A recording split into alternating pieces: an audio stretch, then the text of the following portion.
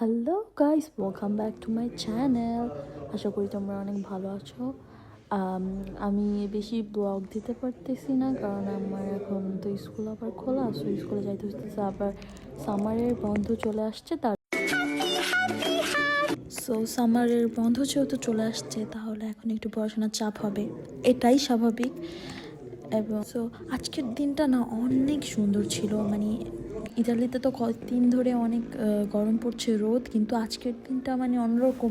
আজকে রোদ ছিল না, একটু মেঘালয় মেঘালয় ছিল। আর আজকে হালকা হালকা বৃষ্টি পড়ছে আর ঠান্ডা ছিল। আর মানে অনেক পছন্দের আমার এই ওয়েদারটা, ঠান্ডা ঠান্ডা লাগছিল। আমি আমি যখন বাসা হেঁটে হেঁটে যাচ্ছিলাম, আমার এত ভালো লাগছে, মানে না বলার মতো।